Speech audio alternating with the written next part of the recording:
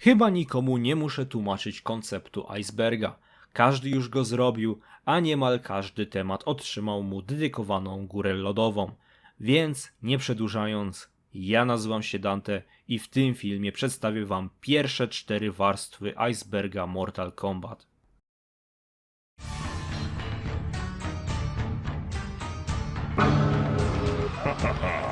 Excellent.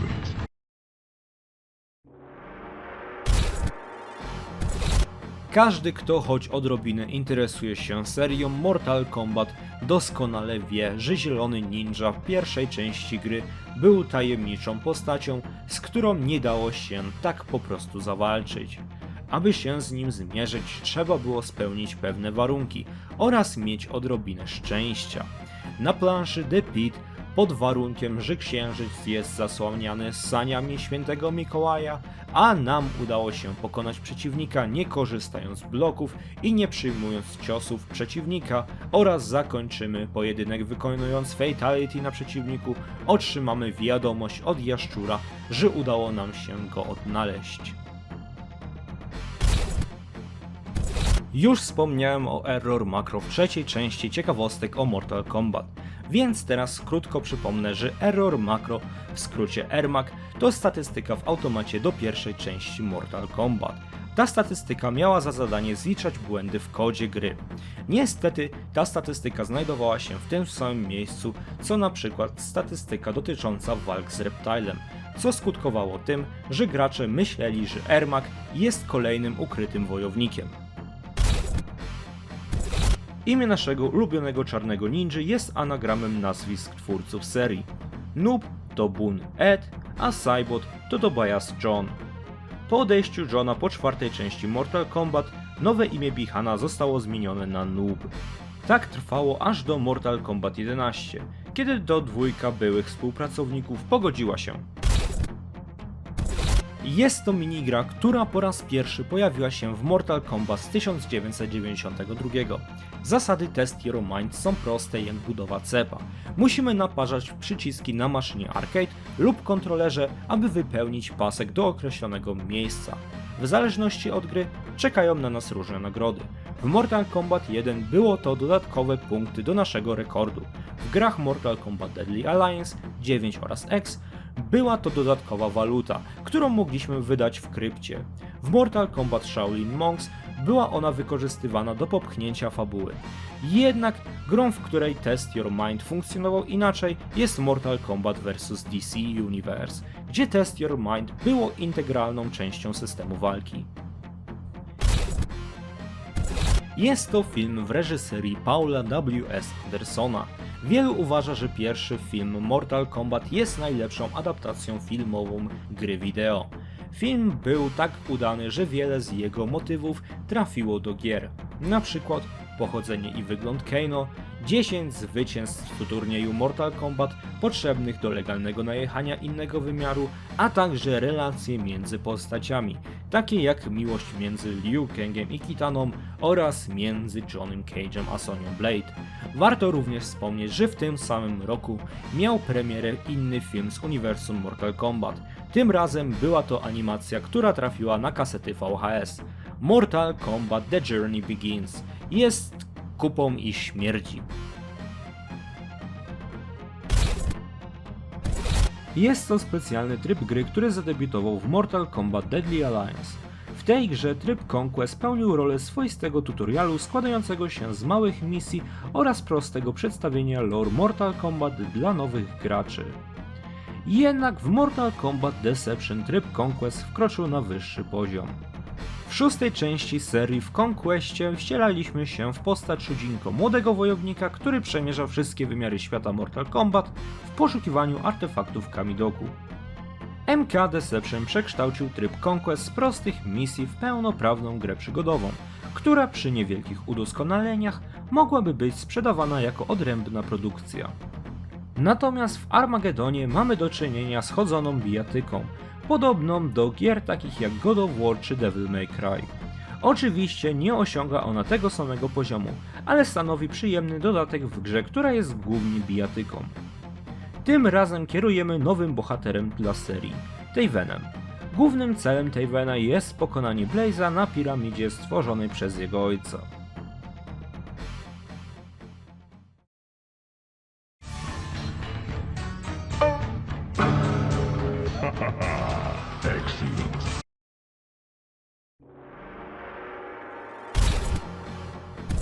Mr. G Star 321 to youtuber nagrywający gameplaye z gier, w tym z serii Mortal Kombat. Dlaczego o tym mówię? Otóż na planszy stworzonej dla turniejów, która posiada parę smaczków nawiązujących do starych gier z serii, na jednym z automatów możemy zobaczyć walkę z gry Mortal Kombat Deception pomiędzy Borajczo a Noobem Smokiem. Ta walka na automacie została dosłownie zapożyczona przez Netherów z kanału pana G Gwiazdy 321.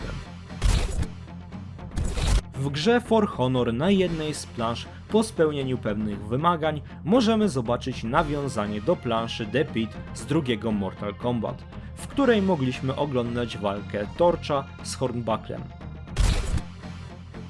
Chrome to srebrny ninja stworzony przez fanów serii Mortal Kombat w okresie wydania MK9. Umiejętności tego ninja można porównać do tych T-1000 z filmu Terminator 2. Całe ciało Chroma składa się z ciekłego metalu, które wojownik jest w stanie kontrolować. Na przykład może zmienić swoje ręce w ostrza. Tworzono petycję w sprawie dodania wojownika do uniwersum Mortal Kombat, jednak nic z tego nie wyszło. To jednak nie oznacza, że nie możemy nim zagrać. W fanowskiej grze Mortal Kombat New Era mamy okazję przekonać się, jak mógłby wyglądać rozgrywka ze srebrnym ninją w MK3.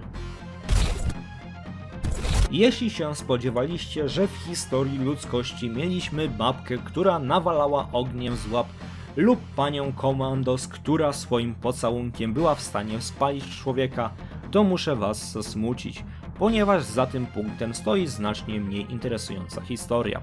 Sonia oraz Tania to imiona sióstr Eda Boona. Jest to serial aktorski składający się z 22 odcinków, emitowany w latach 1998-1999. Fabuła serialu skupiała się na perypetiach Wielkiego Kung Lao i jego przyjaciół, Zero i Tadży.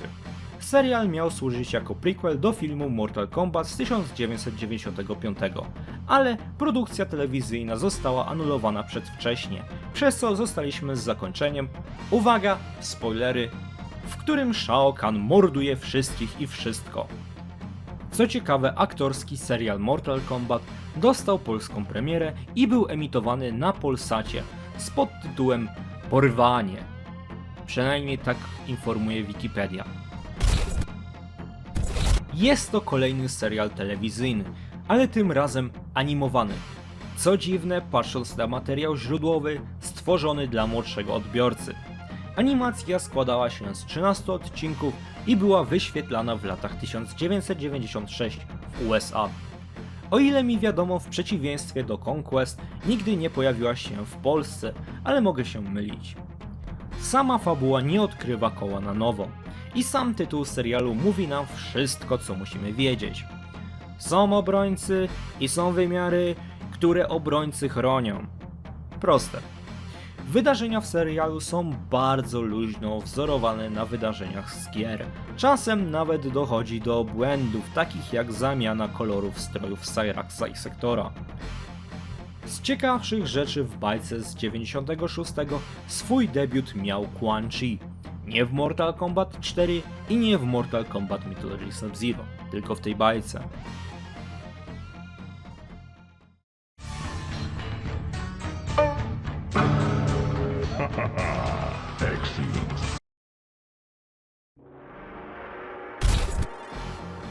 Niewielu pamięta, ale pierwsza gra studia NetherRealm na 8. generację konsol, czyli Mortal Kombat X, miał również zawitać na PlayStation 3 oraz Xboxa 360.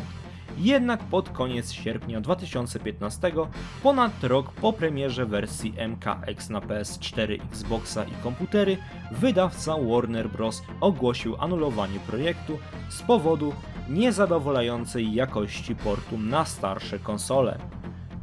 Po MKX na PS3 oraz Xboxa 360 Pozostały tylko oficjalne materiały promocyjne, trailery na kanale PlayStation oraz niedziałające oferty zakupu na Amazonie, które po kliknięciu w nie otwiera wersję PC. Może pewnego dnia Mortal Kombat X wycieknie do internetu i będziemy mogli przekonać się, czy dziesiątka była aż tak kiepska na starszych konsolach, jak twierdził Warner. To może brzmieć jak kolejna postać stworzona przez fanów lub jakaś miejska legenda, ale o dziwo Cyber Reptile pojawił się w oficjalnej grze Mortal Kombat, a dokładnie w 9. części w Challenge Tower. W wyzwaniu 227 o nazwie Cyborg Absurd, które polegało na pokonaniu Sektora i Cyraxa, możemy pokierować robojaszczurką, która jest zwykłym palec-słopem Cyber Sub-Zero z umiejętnościami Reptile'a. Kolejne niekanoniczne monstrum z wieży wyzwań, ale tym razem z ekskluzywnej dla PS Vity. W Challenge 76 Bloodpot kierujemy tym razem czerwonym Cyraxem z metalowymi cyckami. Niektórzy mogą pomyśleć, jak Scarlet jako robot, w którym płynie benzyna, może korzystać ze swojej magii krwi. No właśnie, nie może. To jest część tego zadania.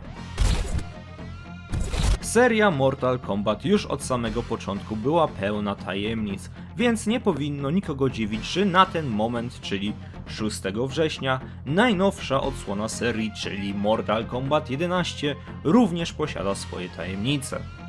Dlatego nie ma w tym nic dziwnego, że dataminerzy odkryli w kodzie 11 ukrytą walkę w trybie arcade z Reptilem. Szanowany kopacz danych The Tiny chwalił się swoim odkryciem na Twitterze. Aby zmierzyć się z jaszczurem tak jak kiedyś, musimy spełnić pewne wymagania, które do dziś, 3 lata po opublikowaniu tweeta z kodem, są nieznane. Niebieski portal jest specjalną areną z Mortal Kombat 2, która pojawiła się tylko na konsoli Mega Drive lub jak kto woli Genesis. Na owej arenie mierzymy się ze Smokiem, Jade oraz Reptilem, czyli sekretnymi postaciami. Dodatkowo przed walką z Jade i Smokiem dowiadujemy się, że musimy przejść przez portal, aby zmierzyć się z nieodblokowanymi postaciami z Mortal Kombat 1. Niezły troll ze strony twórców. Warto wspomnieć, że w reszcie portów oraz oryginalnej wersji arcade walczymy z sekretnymi wojownikami w jaskini Goro. Nie jest to nic specjalnego. Na pokazie Mortal Kombat 9 na E3 atak Skorpiona wyglądał tak.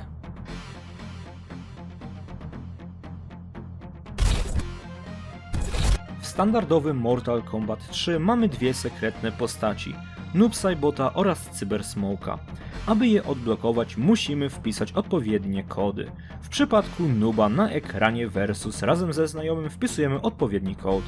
W zależności od systemu, na którym gramy, otrzymamy przed lub na ekranie walki informację, że zwycięzca tego starcia będzie miał możliwość walki z Noobem. Owa walka odbywa się na arenie niedostępnej w inny sposób. Poziom Nooba nie wyróżnia się na tle standardowych poziomów MK3. To arena Smoka jest bardziej widowiskowa. Aby odblokować Smoka i jego arenę, na ekranie porażki musimy wpisać odpowiedni kod. Na odblokowanej mapce mamy powrót portalu z dwójki, ale w tle dodano wieżę arcade, a sama walka dzieje się na moście. Niestety plansze nie posiadają dodatkowych stage fatalities. Mortal Kombat Dewastacja miał być filmową kontynuacją Mortal Kombat Annihilation. Wierząc plotkom po niesamowicie zimnym przyjęciu drugiego filmu, sequel został jednak anulowany. Jednakże podczas wywiadu z Robinem Shu, aktorem wcielającym się w rolę Liu Kanga, padło pytanie, czy słyszał on o trzecim filmie Mortal Kombat. Pan Shu z uśmiechem na twarzy odpowiedział, że tak, widział stronę na IMDb z datą rozpoczęcia produkcji ustaloną na 2004 i trzyma kciuki za ten projekt. W innym wywiadzie dla Soapnet, Lind Ashby, czyli Johnny Cage z pierwszego filmu Mortal Kombat, ogłosił powrót do roli Johnego po absencji w Anihilacji oraz wspomniał, że miał okazję przeczytać scenariusz do filmu i uważa go za obiecujący.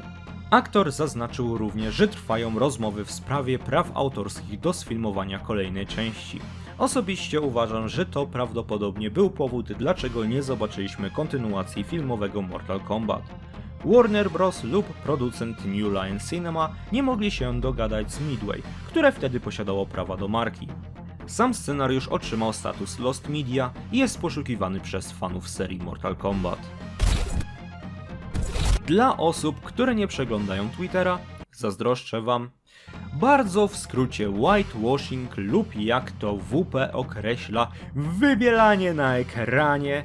W uproszczeniu to najczęściej praktyka polegająca na obsadzeniu aktorów o białej skórze w rolach, które pierwotnie były przeznaczone dla osób w innym kolorze skóry lub zastępowaniu już wykreowanych postaci o niebiałym kolorze skóry białymi aktorami. Patrz Christopher Lee wcielający się w Chińczyka. Osoby, które oglądały film Mortal Kombat, mogą się teraz zastanawiać, co ten cały whitewashing ma wspólnego z Rainem, który w filmie był biały. Ba, nawet był Azjatą. A to były czasy, kiedy książę jeszcze nie był przedstawiany jako Egipcjanin.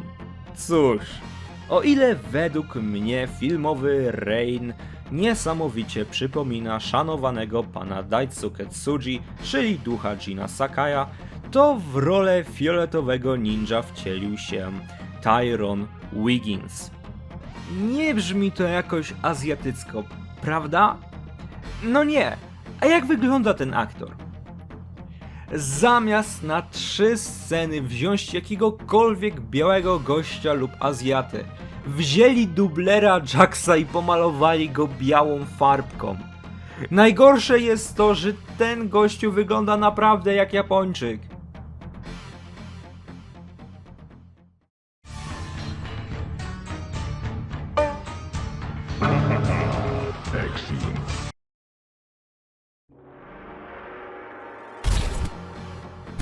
Kochal jest jednym z wyzwań w trybie Conquest w grze Mortal Kombat Deception. Nazwa Kochal jest sprytnym połączeniem słów coin, czyli moneta, oraz challenge, czyli wyzwanie. Owe wyzwanie odbywa się na tle 3 pomników czaszek z kolcami. Dlaczego o tym mówię? Według Joni zamieszkujących Netherrealm, Kochal był trzygłowym bogiem demonem, który żył w piekielnym wymiarze. Nie mamy dużo informacji o tej grze. Prawdopodobnie miała być częścią gier serii Mortal Kombat Mythologies. Nie mamy żadnych screenów, filmików itd. Jedynie co mamy to krótki zapis na Wikipedii, w którym możemy przeczytać, że jeden z ojców serii, John Tobias, chciał rozwijać uniwersum Mortal Kombat poprzez takie gry. Drugim tytułem miała być gra o Liu Kangu. Ten projekt miał więcej szczęścia i prawdopodobnie ewoluował w naprawdę dobrą grę Shaolin Monks. Wszystko zaczęło się od tweeta Eda Boona, w którym zamieścił obrazek nieukończonej postaci z Mortal Kombat Deadly Alliance, która miała być męskim odpowiednikiem Nitary. Jednak, because of reasons, prace nad nim zostały wstrzymane. Niestety, tweeta Eda nie da się już nigdzie znaleźć, a co pozostało to tylko artykuł na Fandom Wiki. W tym tekście możemy dowiedzieć się, że owy wampir miał nazywać się Kali Grygisz. Wampir został opętany przez miecz Datusza, który manipulował wojownika do zabijania swojej rasy w imieniu wyższego dobra. Jednak z czasem Kaliemu udało się uwolnić spod uroku broni. Po zdaniu sobie sprawy, co wampir zrobił swoim towarzyszom, postanowił się wylogować ze świata Mortal Kombat. Nie wiem, czy te informacje są dziełem niesamowitej wyobraźni twórcy artykułu na fandomie, czy też były częścią tweeta Eda Boona, więc miejcie to na uwadze. Sklepowe wydanie Armagedonu różniło się od pierwszych zapowiedzi. Największą zmianą było menu wyboru postaci, które różniło się od pierwowzoru. Ekran z bety zawierał tylko 30 postaci, trochę słabo porównując do ponad 60 wojowników w wersji premierowej, prawda? Cóż, nic bardziej mylnego. Pierwsze menu można było obracać, na drugiej stronie kryło się kolejne 30 postaci. Kolejne różnice można było zobaczyć w samym trailerze.